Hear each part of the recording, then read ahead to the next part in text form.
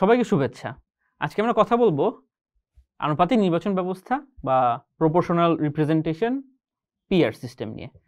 সম্প্রতি আমরা দেখতে পাচ্ছি রাজনৈতিক ময়দান আবারও খানিকটা উত্তপ্ত হয়ে উঠছে এই পিআর সিস্টেমে ইলেকশন করা নিয়ে। সম্প্রতি আমরা দেখতে পেয়েছি বা এটি বেশ বড় সমাবেশও হয়ে গিয়েছে, যেখান থেকে দাবি জানানো হয়েছে আগামী নির্বাচনে নিম্নকক্ষে যে এই পিআর সিস্টেমে ইলেকশন হবে, এই দাবি জানানো হয়েছে এবং তাতে সায় দিয়েছে আরও বেশ কিছু কিছু পার্টি। তো দেখা যাক কারা কারা এই বিষয়ে আসলে কথাটা বলছে। সবার আগে আমরা যদি কোন কোন দল এই চিন্তাটার পিছনে আছে যদি চিন্তা করি, তাহলে দেখতে পাবো সেখানে আছে আমাদের জামাতে ইসলামী, ইসলামী আন্দোলন বা পীর সাহেব চরমনের যে দলটি সেটি, এবং তার সাথে এনসিপির অনেক নেতাও হচ্ছে তাল দিচ্ছেন। এরবারে বামপন্থী কিছু দলের থেকেও এরকম দাবি জানানো হয়েছে, এবং এই দাবিটা যে এবারই প্রথম উঠলো তা কিন্তু নয়। এই দাবিটা বেশ পুরাতন, অন্তত আরও 15-20 বছর ধরেই বামপন্থী বলুন, জামাত ইসলামী বলুন বা ইভেন এই ইসলামী শাসনতন্ত্র, তারা কিন্তু এই দাবিটা জানিয়ে আসছে, কিন্তু কোনোবারই হচ্ছে এই দাবিটা হালে পানি পায় নাই। কারণ হচ্ছে এই দাবির পিছিয়ে বাংলাদেশের প্রধান দুটি দল বিএনপি এবং আওয়ামী লীগ এর সায় ছিল না। সঙ্গত কারণে এটা আসলে তখন হালে পায়নি, এবং বিগত 5ই আগস্টের পর বাংলাদেশের রাজনীতি থেকে যে এই স্বৈরাচারী ফ্যাসিস্ট আওয়ামী লীগের চলে যাওয়া, এই শূন্যস্থানটা এখন যেভাবে ফিল আপ করার চেষ্টা করা হচ্ছে, তার মধ্যে থেকেই নানাভাবে এইসব দাবি উঠে আসছে। এই দাবিটা মেরিট আমরা যাচাই করার আগে ছোট্ট একটা গল্প বলে নিই। গল্পটা এইরকম, সেই 2023 সালের 7 অক্টোবর থেকে ইসরায়েলের দ্বারা ফিলিস্তিনে এটি নৃশংস গণহত্যা চালিয়ে যাওয়া হচ্ছে। এই গণহত্যার বিরুদ্ধে সারা বিশ্বব্যাপী রাজনৈতিকভাবে ইসরায়েলি প্রেসিডেন্ট নেতানিয়াহু তাকে চাপ দেওয়া হচ্ছে, এবং ইন্টারেস্টিং বিষয় হচ্ছে তিনি এই চাপটা কিন্তু দায়টা দিয়ে দিচ্ছেন অন্য কারোর উপর। কিভাবে সেটা আমি আপনাদের বলি। কোয়ালিশন গভর্নমেন্টটা এখন ইসরায়েল চালাচ্ছে, সেই কোয়ালিশন গভর্নমেন্টের মধ্যে আছে দুটো ফার রাইট পার্টি। একটি পার্টি দেখছেন ইসরায়েলের নিরাপত্তা মন্ত্রী বেন গাভির, আর এটা দেখছেন হচ্ছে অর্থমন্ত্রী স্মোরিজ।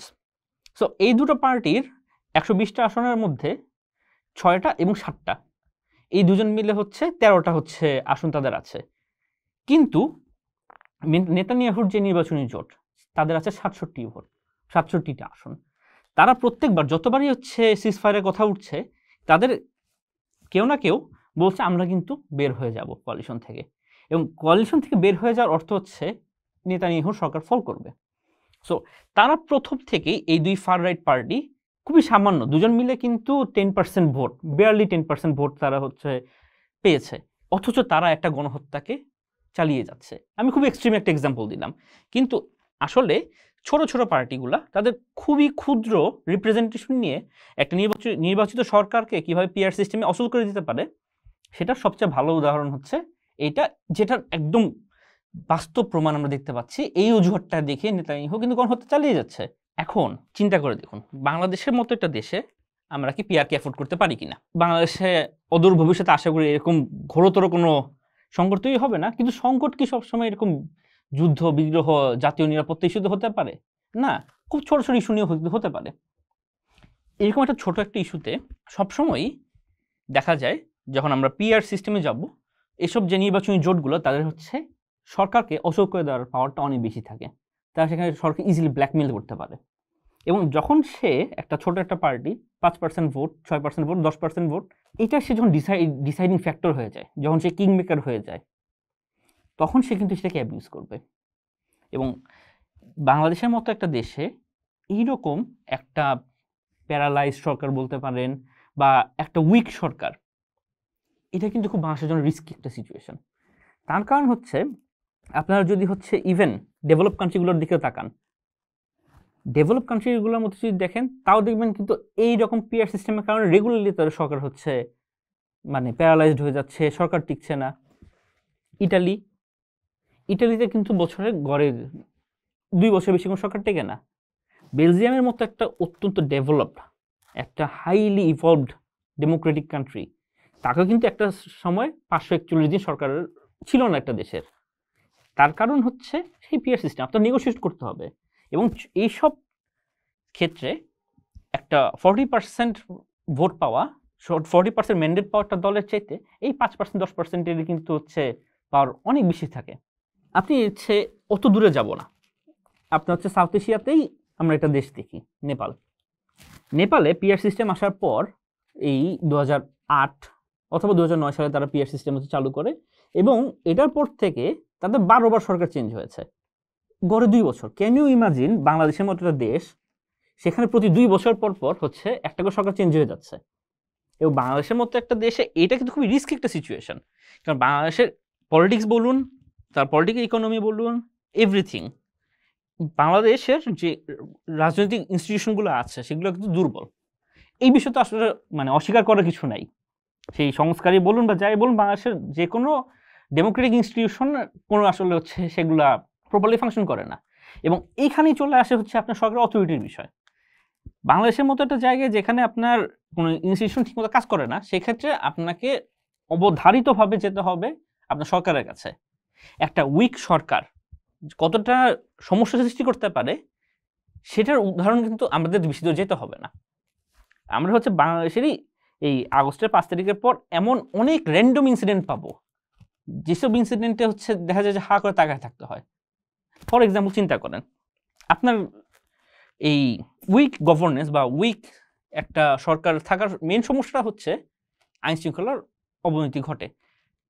আইন শৃঙ্খলা অবনতিটা যখন ঘটে তখন কিন্তু আমরা দেখি যাচ্ছে একটা হ্যারাজারকে হচ্ছে গলার মালা পরায় হচ্ছে থানা থেকে মবজা করে বাই করে নিয়ে আসা যাচ্ছে, বা হচ্ছে কোনো স্থানে লাইভ ক্যামেরাতে হচ্ছে একটা নারীকে লাথি মারা হচ্ছে, তার 2 দিন পরে সে জামিনে বের হয়ে যাচ্ছে এবং সে ফুলের মালা দিয়ে সে চলে আসছে।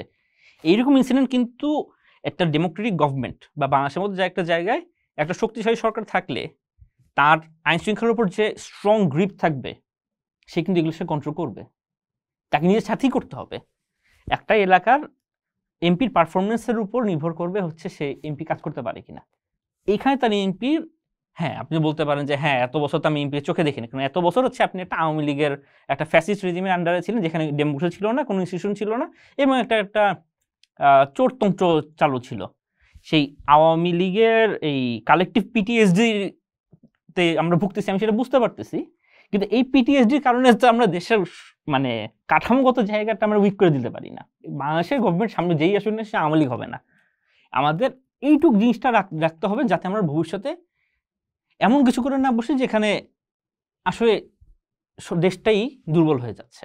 এগুলো তো বললাম, চলো আমরা দেখি এই জিনিসটা আমরা আসলে ইকোনমিক দিক থেকে অ্যাফোর্ড করতে পারি কিনা। একটা ইলেকশন করতে কত টাকা খরচ হয়? লাস্ট ইলেকশন যেটা হয়েছে 2024-এ, সেখানে সরকারের ওভারঅল হিসাবটা হচ্ছে 1,500 থেকে 2,000 কোটি টাকা তার ব্যয় করতে হয়েছে। খাতা কলমে 700 কোটি টাকা। 700 কোটি টাকার সাথে ধরেন আপনি অ্যাড করবেন হচ্ছে আপনার যে এত বিশাল কর্মবাহিনী যে থাকবে ইলেকশনের দিন, তাকে তো আপনার হাত খরচ দিতে হবে, ইত্যাদি ইত্যাদি নানা রকম ইস্যু মিলে এস্টিমেট করা হয় প্রায় 2,000 কোটি টাকার মতো তা ব্যয় হচ্ছে। আপনি চিন্তা করে দেখেন, প্রতি 2-2.5 বছর পর পর 2,000 কোটি টাকা দিয়ে একটা করে আপনি এমনটা তামাশা করতেছেন যে তামাশা 2 বছর পর নাই হয়ে যেতেছে। এটা তো কোনো অর্থ নেই। এই পর্যন্ত বললাম। এখন দেখি আমরা এফোর্ড করতে পারতেছি না একটা জিনিসের ট্র্যাক রেকর্ড, হ্যাঁ ভালো ভালো হতে পারে, কিন্তু সেখানে হচ্ছে আপনার প্রিরিকুইজিট হচ্ছে আপনার একটা ডেভেলপ ডেমোক্রেসি হতে হয়। বাংলাদেশের ডেভেলপ ডেমোক্রেসি না, এই রিয়েলিটিকে আপনার মেনে নিতে হবে। এখানে হিস্টোরিক্যালি দেখা যাক যে আমরা যদি অতীতের ইলেকশনগুলো দেখি তাহলে কীরকম একটা অবস্থা হতে পারে। তো আমি আমাদের হিসাবের সুবিধার্থে খুব বেশি বিগত 2014, 2018 এবং হচ্ছে 2024 এই 3টে ইলেকশন আমি ধরছি না। আমি যদি 1991 থেকে 2001 সাল পর্যন্ত 4টা ইলেকশন চিন্তা করে দেখি, তাহলে আমরা সবচেয়ে ইন্টারেস্টিং ভাবে যেটা দেখব, যেবার এককভাবে কোনো দল সর্বোচ্চ ভোট পাইছে সেইবারও সে 38% বেশি ভোট পায় নাই। বাংলাদেশের ক্ষমতায় আসতে গেলে আপনাকে অ্যাটলিস্ট 151টা সিট পাইতে হবে। এই 151 সিট পাইতে গেলে আপনার যে পরিমাণ ভোট থাকা দরকার, এককভাবে কোনো দল কখনোই সেটা পায় নাই। এবং এই ভোটিং ট্রেন্ডটা খুব ডেঞ্জারাসটা কীরকম যদি আমরা দেখি, 1991 সালে যদি আমরা পিআর সিস্টেমের কথা চিন্তা করি, 91 সালের ইলেকশনে বিএনপি পেত 92টা আসন, আওয়ামী লীগ পেত 90টা আসন, জামাত আর জাতীয় পার্টি মিলে 36টা করে আসন। বাকি যদি আমরা চিন্তা করে দেখি, এইভাবে বাংলাদেশের নির্বাচনী যে জোটটা গঠিত হবে সেই জোটটা কি রিয়েলিস্টিক্যালি কোনোভাবে টিকে থাকার কোনো সম্ভাবনা আছে? নাই তো, কারণ সেখানে একাধিক দলকে আসতে হবে এবং একাধিক দলকে আসা মানে সেই জায়গাতে প্রত্যেকের হচ্ছে নেগোসিয়েশন বার্গেনিং পাওয়ার বেড়ে যাবে। তখন দেখা যাবে একটা সিট, দুইটা সিট নিয়ে সে কিন্তু গভর্নমেন্ট ফালা দিতে পারবে ইজিলি। তারপরে বছর দেখি 1996, এগেন পিআর সিস্টেমে যদি আমরা ধরতাম তাহলে হচ্ছে আওয়ামী লীগের সিট থাকে হচ্ছে 112টা, বিএনপির 110, জাতীয় পার্টির 49 আর জামাতের 26। এগেন ইভেন এখানেও সম্ভব হচ্ছে না। 2001 বিএনপি যখন সরকার গঠন করে তখনও সে 31% ভোট পেয়ে সরকার গঠন করে, সে পিআর সিস্টেমে ফেললে তাকে পায় সে 123টা, আওয়ামী লীগ তখন পায় 120টা, আর জামাত আর জাতীয় পার্টি হচ্ছে 13টা আর 22টা করে সিট পায়। তখন কিন্তু দেখা যাচ্ছে এগেইন আমি যদি দুইটা দুইটা করে দল বানাই এখানে, আমি কিন্তু ভোটিং কোয়ালিশন করতে পারতেছি না। এখন আপনি যদি বলেন যে বাংলাদেশের মতো একটা দেশে রাজনীতি মানে অঙ্গনে বিরোধী দল সরকারি দলের সাথে একটা জেন্টেলম্যানলি এগ্রিমেন্টে গিয়ে সভ্য কায়দায় রাজনীতি করবে, সরকারকে প্রতি এই ক্ষেত্রে সে আটকাতে চাইবে না, সেটা তো আসলে কোনো আমার এমপিরিক্যাল এভিডেন্স নাই। আমার বিরোধী দলের ক্ষেত্রে আমরা যে এভিডেন্সগুলো দেখি সবসময় সেটা খুবই একটা কনফ্রন্টেশনাল একটা ব্যাপার। আপনার যেখানে সিট আছে, যদি আপনার 30-40টা করে সিটও থাকে, সেখানে আপনি যে পরিমাণ কনফ্রন্ট করছেন গভর্নমেন্টকে, সেখানে আপনার সাথে আপনার চিন্তা করে দেখেন আপনার সাথে আপনার যে প্রধান কম্পিটিটর যে সরকার গঠন করছে এবং যে সেকেন্ড লার্জেস্ট পার্টি তার আসনের পার্থক্য 3টা বা 5টা, তখন কি হবে? আপনি জাস্ট চিন্তা করে দেখেন বাংলাদেশের মতো একটা জায়গায় প্রধান বিরোধী দল মনে করতেছে যে কোনো মুহূর্তে সে সরকারকে ফেলে দিতে পারে। আপনি আপনার ইউটোপিয়ান চিন্তা বা আপনি তাত্ত্বিক আলোচনা একদিকে সাইড করে রেখে যা চিন্তা করে দেখেন তখন কি হবে। এখন আমরা হচ্ছে এলিফ্যান্ট ইন দ্য রুমে চলে আসি। সাপোজ পরবর্তী ইলেকশনের আগে একটা নতুন দল আসলো, জাতীয় উন্নয়ন পার্টি। এখন জাতীয় উন্নয়ন পার্টিতে কে দাঁড়াচ্ছে? জাতীয় উন্নয়ন পার্টি ধরেন কেউভাবে দাঁড়ালো না। ইলেকশনের আগে দেশের নানা প্রান্তে নানা আসনে আওয়ামী পন্থী বা আওয়ামী লীগ সমর্থিত বা আওয়ামী লীগ পরিবারের এমন কোনো একটা প্রার্থী দাঁড়িয়ে গেলেন যার আসলে কোনো ক্রিমিনাল ট্র্যাক রেকর্ড নাই। এরকম তো আছে না? আওয়ামী লীগের তো 1.5-2 কোটি মানুষ সবাইকে তো হচ্ছে আপনি জেলে ভরতে পারবেন না, তার কিছু একটা ভোট আছে। এবং আমরা যদি একদম লেটেস্ট যেটা জরিপ, সানেমের যে জরিপটা এসেছে সেখানেও আমরা দেখতে পাই আওয়ামী লীগের এখনো মোটমাট 15%-এর মতো ভোট আছে। That's the reality. কারণ 15 বছর আওয়ামী লীগ অ্যাটলিস্ট 1.5-2 কোটি মানুষজনকে সে প্যাট্রোনাইজ করছে, তাদের জীবন গড়ে দিছে। এবং যখন আপনি কোনো একটা সরকারের আনুকূল্যে আপনার জীবন সেট হয়ে যাবে তখন অবভিয়াসলি আপনার সেই দলগুলো সফট কর্নার থাকবেই, এটা তো অস্বীকার করার কিছু নাই। তখন আপনি কিন্তু ওই মানুষটাকে ইলেকশন থেকে আটকাতে পারতেছেন না এবং দেশের পকেটে পকেটে পকেটে পকেটে সে কিন্তু ভোট আছে তার। এই 15% ভোটটা নিয়ে ধরেন র্যান্ডম এরকম একটা জাতীয় উন্নয়ন পার্টি চলে গেল হচ্ছে আপনার সংসদে, কি হবে তারপর? পিআর সিস্টেম বাংলাদেশের রাজনীতিতে আওয়ামী লীগকে ফেরত নিয়ে আসার সবচেয়ে ভালো রাস্তা, কারণ এখানে আপনি ওকে কোনোভাবে আটকাতে পারবেন না। এখন যারা পিআর এর কথা বলতেছেন তারা কেন পিআর এর কথা বলেন, এইটাতে আসলে কোনো রহস্য নাই, সহজ বাংলা। কারণ অনেস্টলি তারা হচ্ছে ভোটে জিতে আসতে পারবেন না বাংলাদেশের কারেন্ট যে সিস্টেম আছে সেখানে। কারণ আপনার 5% vote, 6%, 10% vote, historically Jamaat Islami যদি এই চিন্তা করে দেখি হাইয়েস্ট তারা ভোট পেয়েছে 12%, হাইয়েস্ট। এইরকম একটা পার্টিগুলা তারা যখন মনে করতেছে না এখন আমরা পাওয়ার ভ্যাকুয়ামটা ফিল আপ করতে পারবো, আমরা যথেষ্ট এনার্কি সৃষ্টি করতে পারলে বা আমরা যথেষ্ট জল ঘোলা করতে পারলে এই জায়গায় হচ্ছে একটা ফায়দা তুলতে পারি, কেন না? এবং সবচেয়ে দুঃখজনক আর্গুমেন্ট এখানে যেটা পুরো বিষয়টার মধ্যে আমি যদি পলিটিক্যাল চিন্তা করি, এই পুরা আলাপটা এবং এর বাইরেও নানা রকম সংস্কারের নানা রকম কায়দা কিন্তু হচ্ছে সোজা বাংলায় এই অ্যাজাম্পশনের উপর দাঁড়ায় আছে যে নেক্সট গভর্নমেন্ট হচ্ছে বিএনপির গভর্নমেন্ট এবং বিএনপি গভর্নমেন্টকে আমাকে উইক করতে হবে। এবং এই আর্গুমেন্টটা কিন্তু দেন তারা রেগুলারলি, অনেকেই অনেক জায়গায় দেন যে শক্তিশালী হতে দেওয়া যাবে যাতে হচ্ছে নতুন স্বৈরাচার হতে না পারে। কিন্তু যে কোনো সংস্কার বা যে কোনো আপনার এরকম গুরুত্বপূর্ণ বিষয়ে তো এরকম কোনো আপনার মোটিভ থাকা উচিত না যেখানে আপনার মোটিভ থাকতেছে হচ্ছে অমুক দলকে হচ্ছে আমি শক্তিশালী হতে দিব না, অমুক দলকে আমি হচ্ছে ক্ষমতায় স্ট্রং হয়ে বসতে দিব না। No, that's not the way you should think about reform or this sort of constitutional changes. The goal should be more democratisation.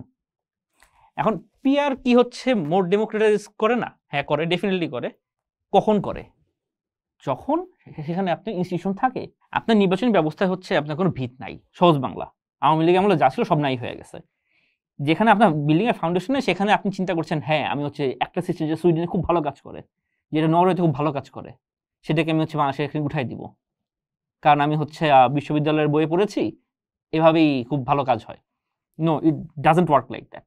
যখন আপনার এরকম একটা সিস্টেম চালু করতে হয় তখন আপনি চাইলে কিন্তু ইজিলি, যদি আপনার করতে ইচ্ছা হয়, দ্য মোস্ট রিয়েলিস্টিক আইডিয়া হচ্ছে আপনি সেটা গ্র্যাজুয়ালি চিন্তা করবেন।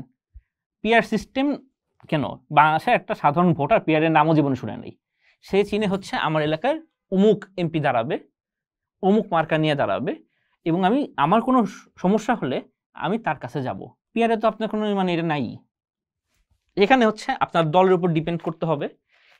দল হচ্ছে যাকে চুজ করে দেবে সে এমপি হয়ে যাবে। এখানে আপনাদের অধিক গণতন্ত্রায়নের ফলাফল যেটা হবে, দলীয় প্রধান বা উপর দিকের যে পাওয়ারের যে এলিটটা থাকবে তার কাছে ক্ষমতা কুক্ষিগত হয়ে যাচ্ছে সেখানে। কজ আমি এই কলিমুদ্দিন নওগাঁর একটা আসন থেকে আমি বিপুল ভোটে আমি জিতে আসতে পারি, এটা আমার পার্সোনাল ক্যারিশমা। আমাকে অমুক দল ফেলতে পারে না, আমার দল আমাকে ফেলতে পারবে না। কিন্তু যখন আমি পিআর উঠাই দিব, আমার তো সেই পাওয়ারটা থাকে না। আমার এলাকার যে পাওয়ার হোল্ডটা আমার থাকে, এটা কিন্তু থাকে না। এবং স্নবারির যে ব্যাপারটা, যে রাজনীতিবিদরা কিছু বুঝে না, তারা সব হচ্ছে চোর বাটপার ইত্যাদি ইত্যাদি ইত্যাদি, এই প্রিজাম্পশনটা খুব ডেঞ্জারাস। কারণ এটা কিন্তু ক্ষমতাকে ডেমোক্রেটাইজ করার বদলে সেটাকে আরো অ্যাকুমুলেট করতে শুরু করে একটা এলিটের হাতে। তার কারণ কি? তার কারণ হচ্ছে আমাদের সেই ইনস্টিটিউশন নাই। এইরকম ডেঞ্জারাস আইডিয়াগুলা, সেগুলাকে হচ্ছে অ্যাডভেঞ্চারের মতো করে আমি চাইলে ইমপ্লিমেন্ট করে ফেলতে পারি না। হ্যাঁ, যেটা আমি করতে পারি সেটা হচ্ছে যে সবচেয়ে ভালো উদাহরণ বা সবচেয়ে ভালো রাস্তা যেটা হইতে পারে, আমি আমাদের পার্লামেন্টের আপার হাউসে পিআর দিয়ে দিলাম। হ্যাঁ, that makes a perfect sense. কারণ হ্যাঁ ঠিক আছে, নিম্নকক্ষে কোনো পার্টি যদি জিতেও আসে তার একটা চেক অ্যান্ড ব্যালেন্স থাকবে। That's how the argument should be. কিন্তু আমার লোয়ার হাউসেও আমি পিআর নিয়ে আসবো, আপার হাউসে পিআর থাকবে, তখন কিন্তু আমার কোনো বাংলাদেশের রাজনীতির বাইরে সম্পূর্ণ নতুনভাবে এমন একটা জিনিসকে আমি আমদানি করব যেটার আসলে হচ্ছে সাথে বাংলাদেশের সাধারণ ভোটারের কোনো সম্পর্ক নেই। সবচেয়ে বড় কথা হচ্ছে বাংলাদেশ হচ্ছে একটা 20 থেকে 22 কোটি মানুষের একটা দেশ। এটা কোনো হচ্ছে সোশ্যাল সায়েন্সের এক্সপেরিমেন্ট ল্যাব না। So we should genuinely stop treating it like some experiment lab where we can do our trials and everything. No, it doesn't work like that. আজকে এখানেই, সামনের দিনগুলোতে আমরা আবারও এইসব বিষয়ে কথা বলবো। ধন্যবাদ।